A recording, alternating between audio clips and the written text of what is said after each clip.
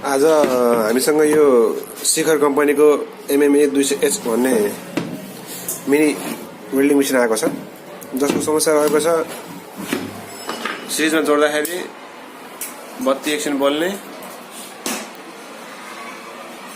मधुरो भएर बन्द हुने र सिस्टम अन नहुने। यसको पनि सेम समस्या छ। हेर्दाखेरि पावर सप्लाई बिग्रेको देखिन्छ, तर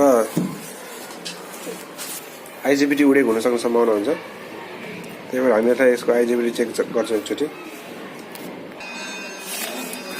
आइजिबिटीको तीनवटा खुट्टामा हामीले कन्टिन्यूमा लगाएर 0 देखाउँदा यो सर्ट छ भनेर बुझिन्छ, र यसमा केही ओम्स देखिन्छ भने यो ठिक छ भनेर बुझिन्छ। तर एउटा बिग्रिए सबै बिग्रिने सम्भावना बढी भएको भएर त्यो हामी सबै नै फेर्छौँ।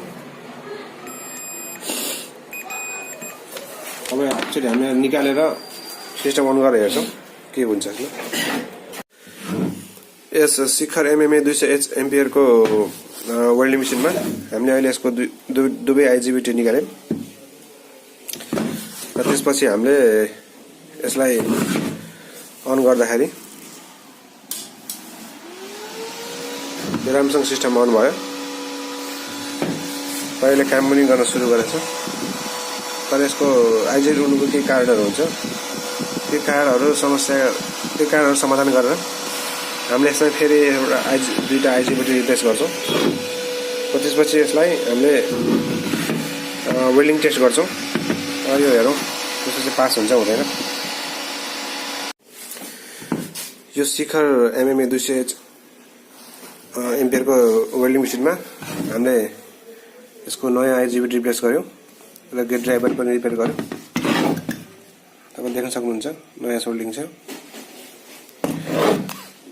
यसको गेट ड्राइभरहरू छ, धेरै मसिनो पार्ट्सहरू लगाएको छ। यसमा रिपेयर गर्न पनि धेरै दुःख छ, समस्या पनि छ, रिस्क पनि त्यस्तै छ। अब हामी यसलाई सिस्टम अन गरेर हेर्छौँ। सिस्टम अन भइसकेको छ। अब यसलाई हामी यसको आउटपुट भोल्ट हेर्छौँ कति छ। मल्टिमिटरले नाप्दा यसको भोल्ट देखाउँछ 50 भोल्ट। 50 भोल्ट डिसी देखाउँछ। अब हामी यसलाई वेल्डिङ गरेर चेक गर्छौँ, यसले कतिको काम गर्न सक्छ र कतिको वेल्डिङ गर्न सक्छ।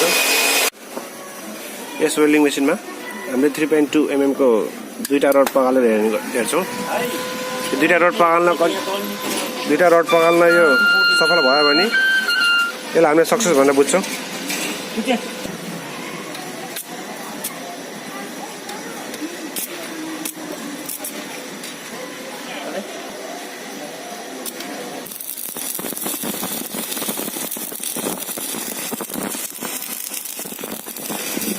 तपाईँले देख्न सक्नुहुन्छ यो 203 एम्पियर देखाएको डिजिटल डिस्प्लेमा। 203 एम्पियरको पावरले यसलाई पनि वेल्डिङ गरिराखेको छ। अब हामीले कन्टिन्यू वेल्डिङ गर्छौँ।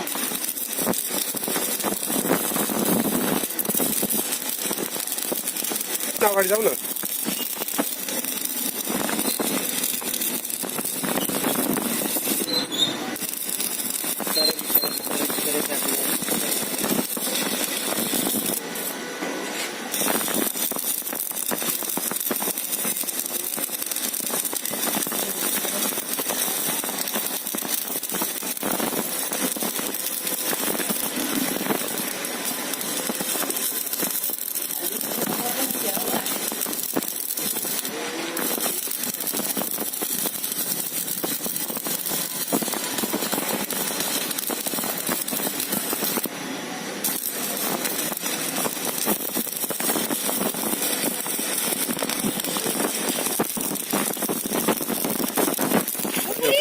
एउटा रड सकिएको छ।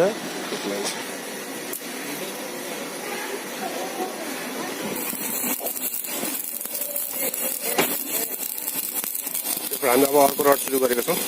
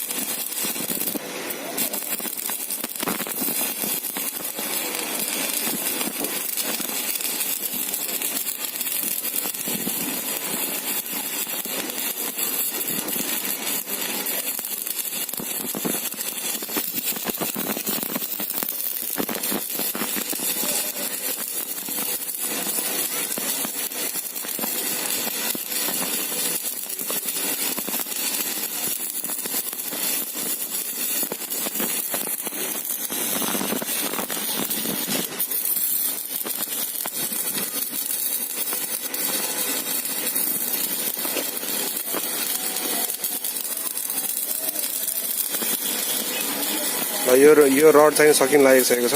यो मेसिनलाई हामीले सफल भनेर मान्छौँ। अब यसले आफ्नो ठाउँमा गएर कति पर्फर्मेन्स दिन्छ त्यो चाहिँ भर पर्छ।